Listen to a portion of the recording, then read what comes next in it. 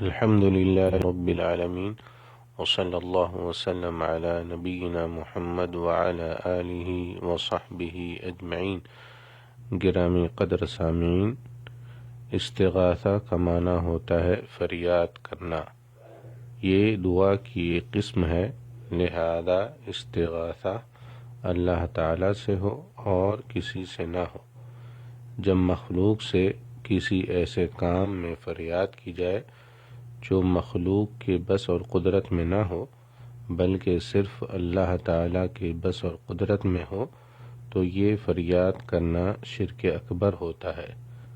ہاں، اگر مخلوق کے بس میں ہو تو اس سے مدد لی جا سکتی ہے، مثلا کسی سے پانی طلب کرنا وغیرہ، کیونکہ اسے اللہ تعالیٰ نے مشکل حل کرنے کا سبب اور ذریعہ بنایا ہے، جبکہ در حقیقت مشکل کشا تو صرف اللہ تعالیٰ ہی ہے۔ اللہ تعالیٰ کا ارشاد ہے، وَلَا تَدْعُ مِن دُونِ اللَّهِ مَا لَا يَنفَعُكَ وَلَا يَضُرُّكَ فَإِن فَعَلْتَ فَإِنَّكَ إِذًا مِّنَ الظَّالِمِينَ وَإِن يَمْسَسْكَ اللَّهُ بِضُرٍّ فَلَا كَاشِفَ لَهُ إِلَّا هُوَ وَإِن يُرِدْكَ بِخَيْرٍ فَلَا رَادَّ لِفَضْلِهِ يُصِيبُ بِهِ مَن يَشَاءُ مِنْ عِبَادِهِ وَهُوَ الْغَفُورُ الرَّحِيمُ۔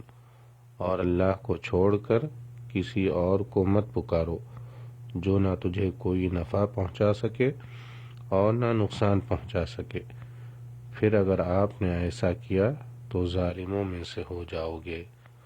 اور اگر اللہ تم کو کوئی تکلیف پہنچائے تو اس کے سوا کوئی اسے دور کرنے والا نہیں، اور اگر وہ تم کو خیر پہنچانا چاہے تو اس کے فضل کو کوئی روک نہیں سکتا۔ وہ اپنے بندوں میں سے جسے چاہتا ہے اپنے فضل سے نوازتا ہے، اور وہ بڑی مغفرت اور رحمت والا ہے۔ سورہ یونس آیت نمبر 106 107۔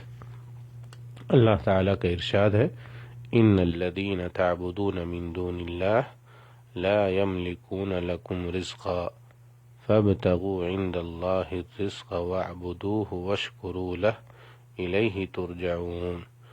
تم اللہ کے سوا جن کی پوجا پاٹ کر رہے ہو وہ تمہاری روزی کے مالک نہیں ہیں، تم اللہ ہی سے روزی طلب کرو، اسی کی عبادت کرو اور اس کا شکر بجا لاؤ۔ سورہ العنکبوت آیت نمبر 17۔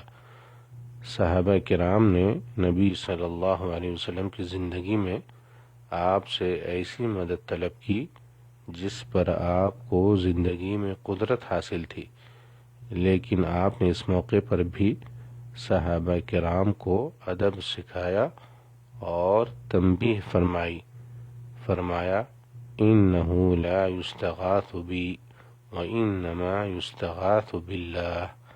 دیکھو، مجھ سے فریاد نہ کی جائے، فریاد صرف اللہ تعالیٰ سے کرنی چاہیے۔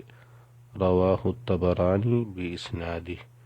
السلام علیکم ورحمۃ اللہ وبرکاتہ۔